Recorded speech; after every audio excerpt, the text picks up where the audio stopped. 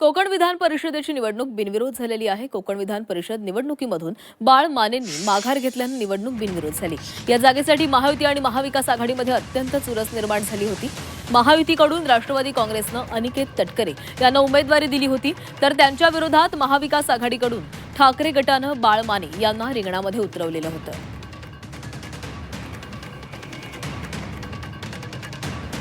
निवडणुकीमध्ये 1018 मतदार आहेत। त्याच्यातलं पक्षीय बलाबल मी फॉर्म भरतानाच मला माहिती होतं महाविकास आघाडी म्हणून आमचं संख्याबळ 200च्या आसपास होतं। लोकशाहीमध्ये निवडणुका लढवल्या पाहिजेत, बिनविरोध होऊ नये या मताचाच मी होतो। परंतु गेल्या 4-5 दिवसामध्ये मी मतदारांच्या भेटीच्या निमित्तानं या 1018 पैकी काही मतदार बंधू भगिनींना भेटण्याचा प्रयत्न केला, परंतु अनेक जण तीर्थयात्रेला गेल्याचं माझ्या लक्षात आलं।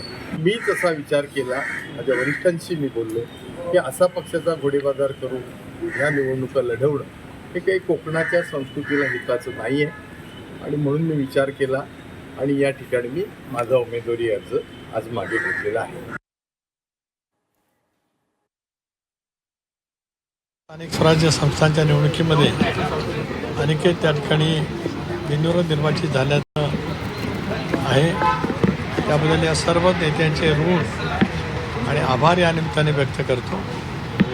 पक्षाच्या वतीने प्रदेशाध्यक्ष म्हणून, अनिकेतचे वडील म्हणून, अनिकेतचा हा दैदिप्यमान बिनविरोध निवडीचा विजय आम्हा सर्वांचे लाडके नेते, राज्याचे लोकप्रिय मुख्यमंत्री, राष्ट्रीय अध्यक्ष अजितदादांना मी समर्पित करतो।